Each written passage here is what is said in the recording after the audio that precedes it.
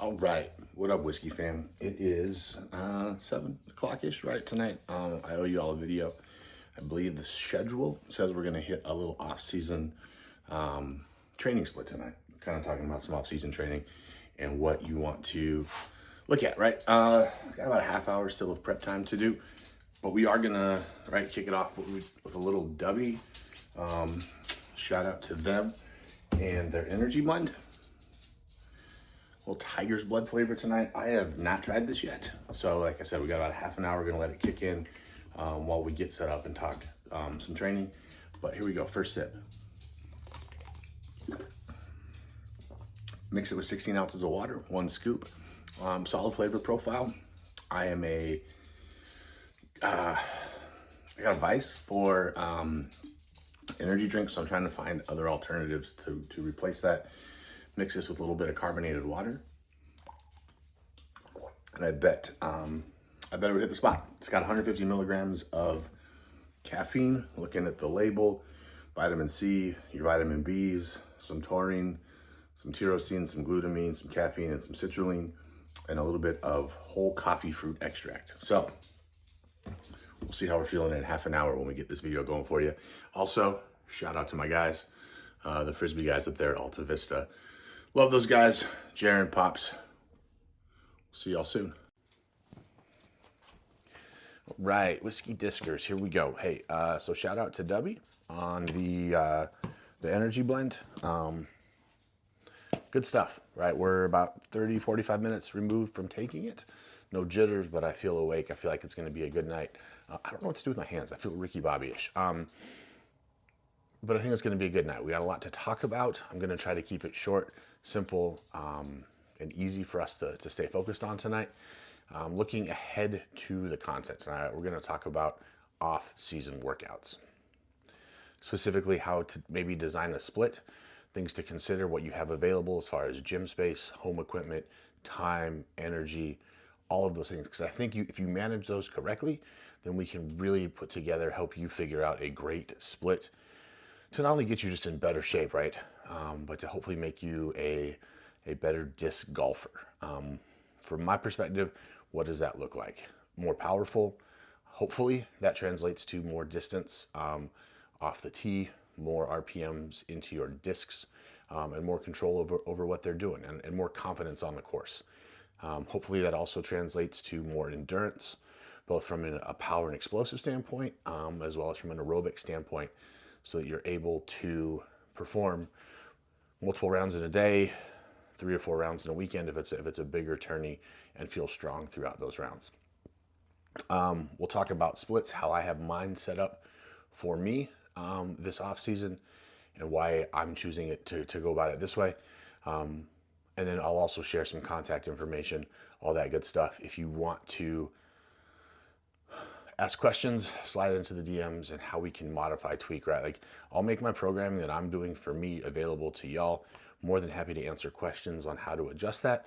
But right, what's that old saying? Like, if you're good at something, don't do it for free. My background, I've got a CSCS certified strength and conditioning specialist through the NSCA, and I currently work as a strength and conditioning coach for the United States Air Force. I've been a professional strength coach for 10 plus years now, at a variety of levels, collegiate, professional, and now tactical. So there is a little bit, I promise, of relevance and education behind what we're doing, and not just me being like, ooh, this exercise looks fun, or this looks fun, and putting it all together for y'all. So stay tuned. It's gonna be fun. We're gonna hop on the computer. You're gonna get some screen recordings with some voiceovers, all that good stuff, so you can see what I'm seeing. We'll try to keep those short, quick, and then bounce back and forth with some cuts. Trying out some new stuff tonight. Got a mic, got a tripod, got a little bit of a light to give us some different looks. So hopefully we get some good information out of it tonight. If you like what you're hearing, don't forget to subscribe. Don't forget to like. Don't forget to share. Welcome. This is kind of how the spring, summer, fall is going to look for me this year. I'm not sure how it's going to look for you, but feel free to use this if you want this. Make sure you follow on the Instagram, and I'll be more than happy to shoot you the splits, the workout, the plan, all that kind of stuff. Looking at the calendar for the year. I want to peak in May, going into the meat of the summer season, right? We'll get a few competitive rounds here, know where we're at, peak, and then move into the meat of the summer for the tournament type of play, and then peak again in time for states and some of those bigger A and B tiers at the end of the year. The load carriage, that's just going to be maybe some rucking, some vest carries, some heavier carries around the gym or whatnot. And as we get further into the summer, we're going to increase the distance but bring that volume down. Our run conditioning, our aerobic conditioning, if you will, going to build that work capacity up, while we're inside a little bit more with the inconsistent weather, and then stretch out that aerobic base as we get into the meat of the summer. We're going to be outside more and enjoying the elements, right? And then as far as a lifting focus, kind of fill in some gaps, add a little bit of size here, add a little bit of strength, and then we're going to peak that, right, going into May, and then kind of reset and go with a little bit lighter kind of repeat of the fall, but in a different sort of way, and change up some of the exercises, right, that we have going on there, and then peak again going into the winter. So that's kind of how it looks, right? We're going to try to keep these video clips to about 2 minutes, and then move on to the next topic. So that's the overview for the summer. All right. So once we take our macro view of the year, and we break it down to more of a micro view of what we're going to be doing kind of on a weekly breakdown, we can go from there, right? Like, we are going to use the Dan Johns Easy Strength as kind of our foundation, right? So we're going to squat, we're going to hinge, we're going to lunge, and then maybe we'll work in some auxiliary work if we need it for the lower body. Horizontal press, horizontal row, vertical press, vertical pull, for our main upper body movements. Some core, all three phases of movement: rotation, flexion, extension, and the antis that come with that, right? So we're going to strengthen that core all the way around, and then we're going to build in some plyometrics. Some vertical jump, some horizontal jumping, some med ball slamming, some med ball throws, right, on our cardio days, and then moving through all three planes of motion with some lateral plyometrics as well too, because disc golf is played in 3 planes of movement: the frontal, the transverse, and the sagittal, and so we need to train all 3 fields of movement. And then where does my disc golf, right, fit in to the training, right? With how my schedule works out, right? I've got room for some putting practice, some net throws where we're going to be looking at some footwork. If time allows, I'll build in a practice round. Right, some field work, so we put it all together, see how the discs are flying. Maybe we'll get a quick 9 in for just a little Friday fun day, and then hopefully putting it together on the weekend and playing rounds that count, whether that's with buddies or whether that's with, an attorney, but actually getting out and throwing discs that matter. We're going to build in, just for fun, because I love them, some auxiliary days that provide us with some pump, some biceps, triceps, so we can fill out those disc golf jerseys and rock our sponsor as well. And then finally, right, we also do have some conditioning in there, maybe a little HIIT training after a lift, but really on Tuesdays, we're going to focus on, our high-end aerobic capacity, and then that zone 2 lower intensity cardio on Fridays. So that's kind of the goal for how this is all going to work, and we'll have a little bit of fun with that as we go. Okay, so taking a look at day 1, knee bending unilaterally and some bilateral heavy rows. I realize that some of this stuff you may not have access to, but there's so many ways we can program around that, mix, match, whatever. But I like to start with a nice dynamic warm-up, some sled movements, a little high-low push, some kettlebell swings for some explosive movement, a little bit of goblet squat with a 2-count pause at the bottom, some banded good mornings to warm up that posterior chain, really isolating our glutes with some clamshells, knocking out a banded row, and then some face pull with some external rotation and scap rotation for the upper body. Moving into our lifts, I like to program in trisets and hit a little bit of everything. You could also run this straight down as a circuit. If you're at a home gym and you don't have all the equipment, and still get a very good workout. Kettlebells, sandbags, bands are all great tools that you can use if you don't want to go to a gym, if you don't have access to a gym, or if you don't have time for a gym. But here's our squat variation. Here's our plyometric, and then a reset, a nice little stretch to get those hip flexors lengthened back out. A little bilateral row, probably a barbell row for me, into an RDL, a Romanian deadlift, a nice hip hinge pattern, There's our hinge pattern, hammering that posterior chain, and then our anti-rotation core, probably some Palloff press here. Moving into our vertical press, a Z press. It's a nice seated floor overhead press with some dumbbells. You could use a barbell, but that also gets some extra core activation, stealing some movement. Our horizontal press with some chest flies, and then our lateral lower body, moving side to side with some lateral lunge variation there. Closing off with some upper body auxiliary, some lat pull downs on a cable machine or bands, whatever you got access to, some rotational core with some half kneeling cable chop, and then some med ball slams, getting a little bit of power, some upper body plyo, and then finishing it off probably with some off the feet type hit conditioning. Actually, probably today we'll do some sprints or some sled sprints, some heavy pushes here for that. If you notice, I use variations a lot. I don't know what you can or can't do, so I don't want you to feel that you have to be married to the exercise. You'll hear me say this a lot. We're married to the movement, not the exercise. So I just need you to squat however that looks. So that's why we use the variation there, to allow you to move how you can move.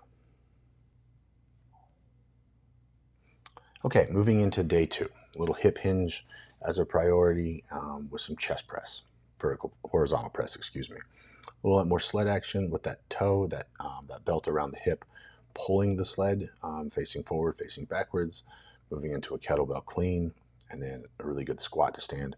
And again, in future follow-up videos, we'll demo some of these exercises. Bodyweight step-ups, some slider leg curls, poor man leg curls, banded leg curls. Just get those hamstrings firing with a nice concentric exercise. A little banded push-up, med ball push-ups, tricep push-ups, whatever you want to call them. And then isolating the triceps to make sure they're firing. I'm going to start off the year with some sumo deadlifts, get a nice wide stance, get a little extra adductor and abductor work, and then some single leg broad jumps into a 2-foot landing.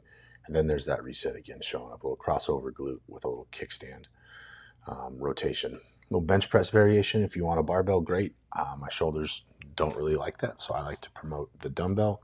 It really allows those shoulders to move through their natural range of motion. The chest slam, little upper body plyo, little ab wheel, little anti-extension, really fighting that extension.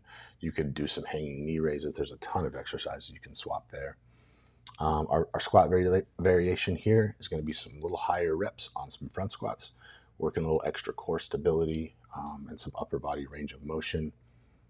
Seated dumbbell overhead press variation, an Arnold press, military press, whatever you're comfortable with, and then a unilateral row, probably a dumbbell 3-point single arm dumbbell type of row.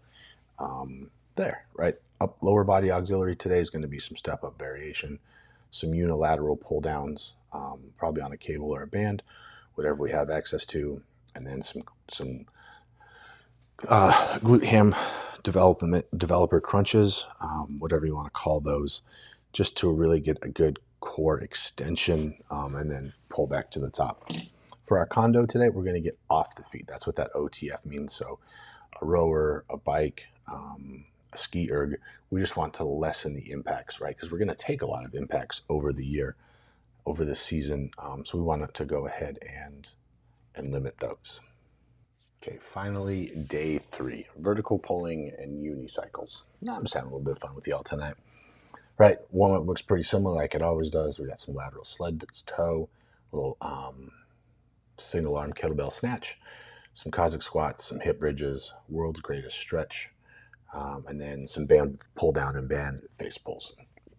You can never get enough face pulls, really hammer those posterior shoulders, keep all those delts healthy. A little walking lunge variation to start us off today into a pull-up variation. We got some more med ball slams showing up here. Right, and then we're really going to isolate those quads, get that nice pump going on with a Bulgarian split squat variation, and we'll do a whole follow-up on that.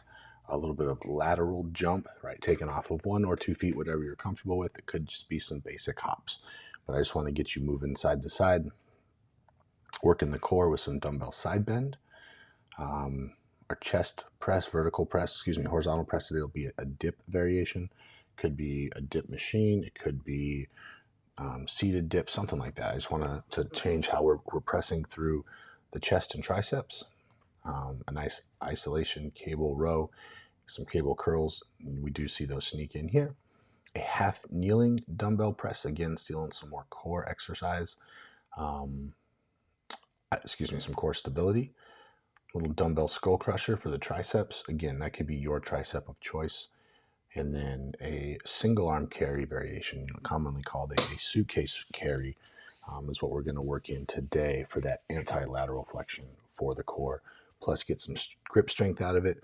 And because we have put so much work through the lower body, I want to get off the feet again today for the conditioning. All right, I promise this is the most boring video we're going to make, right? A lot of screenshots trying to show you what we want to do, but want you guys to get a feel for how we train and the fun that we're going to have, right? I think that it's a very solid program. I think that a lot of you can get some benefit out of it, and it's a very simple program to copy and paste. Like I said, I'm more than happy to have dialogue with everybody about how to go about that process and how it could work for you. And like I said, I know that when I initially had put up, right, the timeline on this, that we had talked about maybe some requests down here. I think that's going to be a deeper dive into some exercise demonstration for some lower and some upper stuff. And that will probably move up, right, and take the place of the next couple videos, because I think it's important, right? And so just we'll have some fun with it. But as always, whiskey discs, we like them floppy. Shout out to the Frisbee guys, my guys up there at Alta Vista, hanging out. They do some great stuff. Shout out to my boy Dolph. And shout out to the guys down there at Gravity Disc Golf, right? They make all this possible, and obviously a little help from Dubby along the way. It is 9:30 as we're shooting this last one, kind of figure out how we put it all together. Still feeling good with the Dubby, no crash, no jitters. So 10 out of 10 recommend. We will do a review of that from the course to let you know how it works in an athletic situation. So anyway, as always, subscribe, like, share, let people know what we got going on out here. Shoot me a DM, shoot me a message, and we'll get you some content that y'all want to see. Thank y'all. Have a great night.